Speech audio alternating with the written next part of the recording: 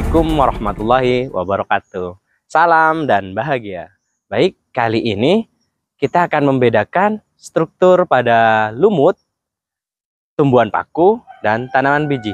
Baik, cekidot, langsung kita cari tanamannya.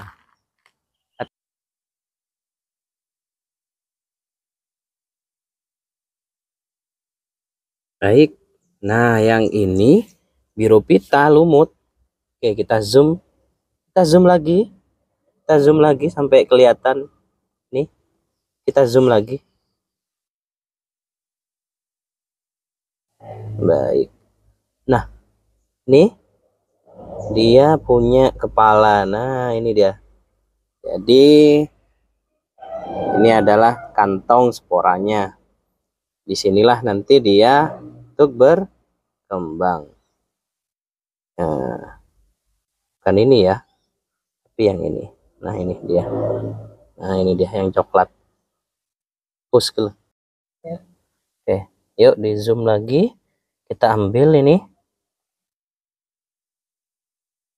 Nah, oke, pelan-pelan, perlahan, dan ini dia.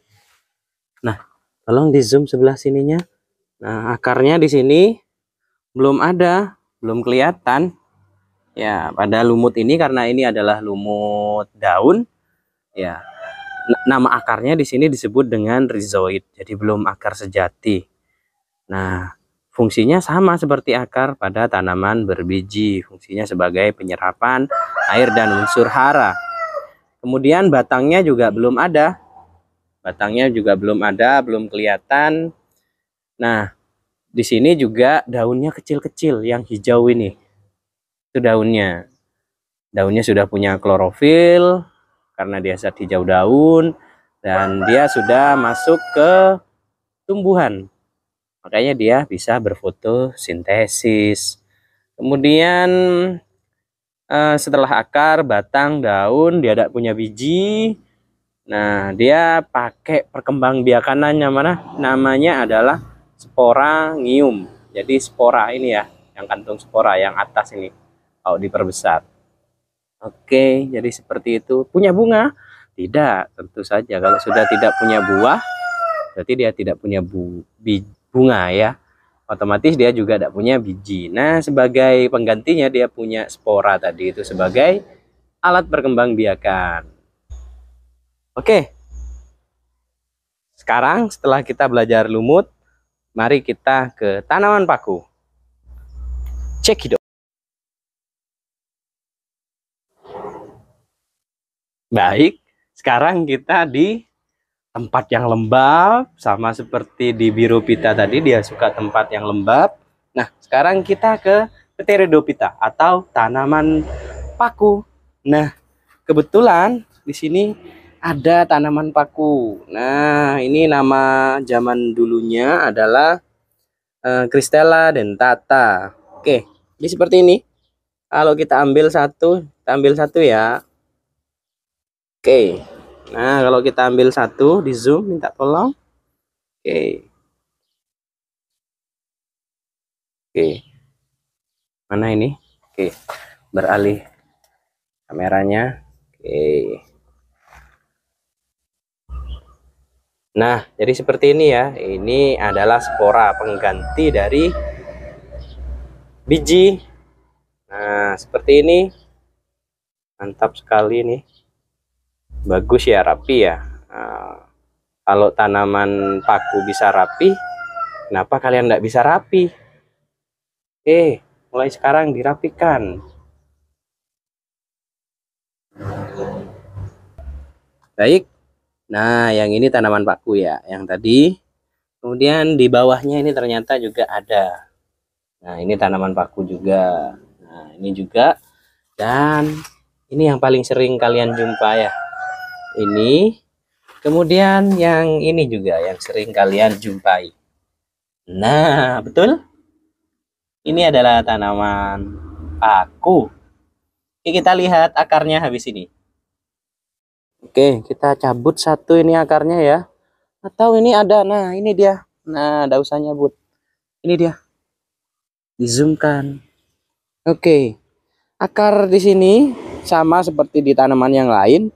Tanaman paku juga sangat penting di sini untuk akar.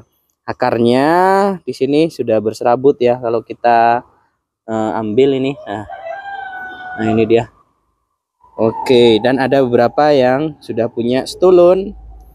Ujungnya juga seperti sebutannya juga sama, rhizoid juga. Fungsinya juga sama, menyerap air dan unsur hara. Kemudian batangnya. Nah, mana batangnya ini?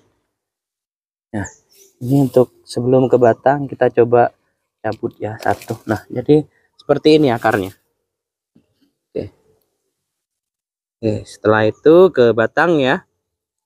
Nah, batangnya di sini memang ini di tanaman paku ini memang selain dia batang, dia juga sebagai melekatnya daun.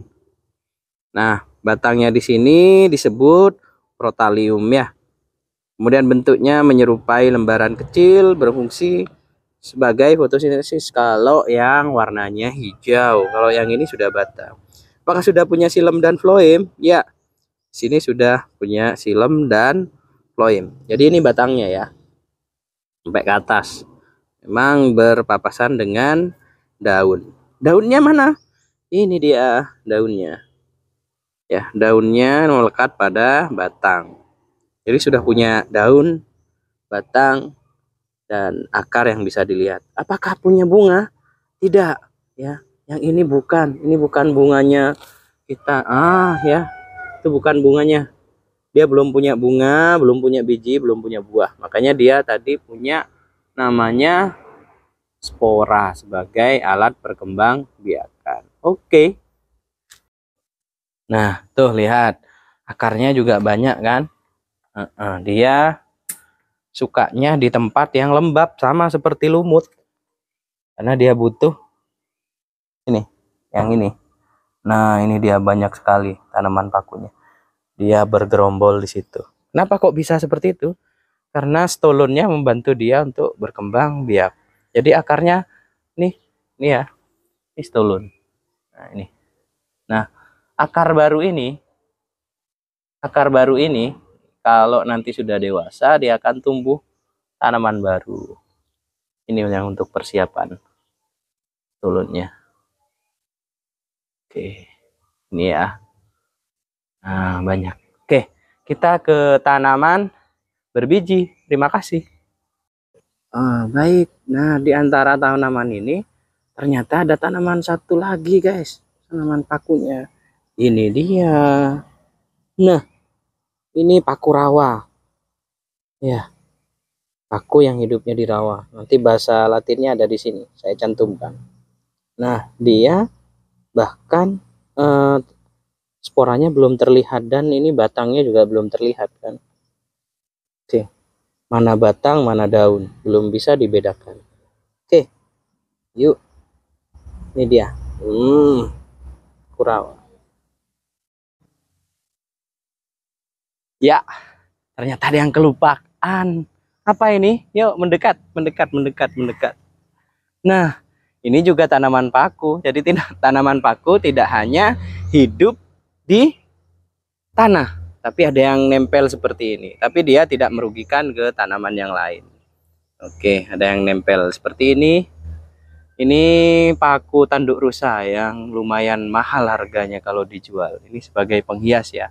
Kalau yang ini adalah paku sirip naga. Oke. Jadi ini paku yang berbeda. Lebih dekat lagi. Nah, ini paku yang berbeda. Kalau ini yang dewasa nanti di belakangnya sama seperti yang tadi. Di belakangnya ada sporanya. Nah, kalau yang ini, dia tidak pakai spora. Nanti memang ada sporanya di sebelah sininya. Tapi kebanyakan harus dewasa, harus besar baru dia punya spora. Sama seperti ini. Nah, nanti dia akan berkembang biak dengan ini. Nah, nanti dia akan, seperti ini. Ini sudah mulai ada. Nah, nanti dia tumbuh yang baru, tambah besar seperti itu. Oke, yuk kita ke tanaman bijinya. Nah, tanaman bijinya kita wakilkan dengan ini dia. Besar sekali. Kalian pasti tahu ini Pohon apa? Yes, betul. Mangga. Pohon mangga ini sudah terlihat jelas bahwa dia juga punya batang sejati nih, batang ini batang. Lebih dekat lagi.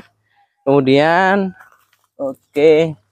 Dia akarnya kuat sekali, sudah punya akar ya. Kalian pasti tahu akar dari tanaman ini karena sering dijumpai di rumah.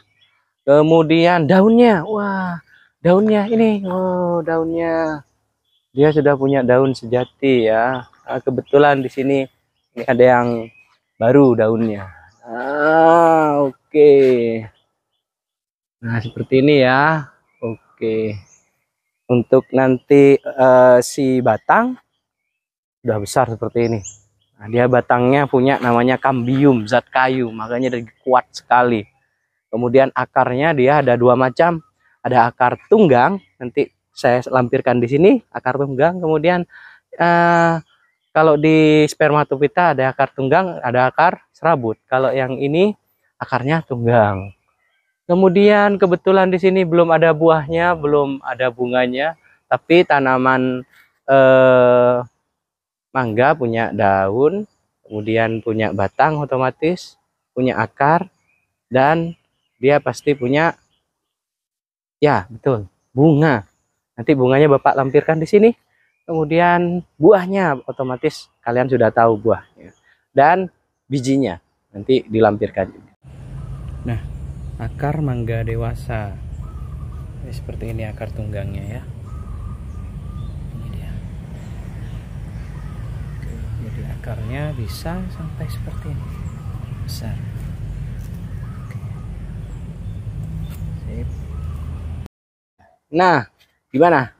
Kali ini seru kan belajar langsung seperti ini? Oke, karena waktunya sudah cukup dan materinya sudah disampaikan semua. Terima kasih sudah mengikuti. Wabillahi taufik walhidayah. Assalamualaikum warahmatullahi wabarakatuh. Salam Merdeka Belajar.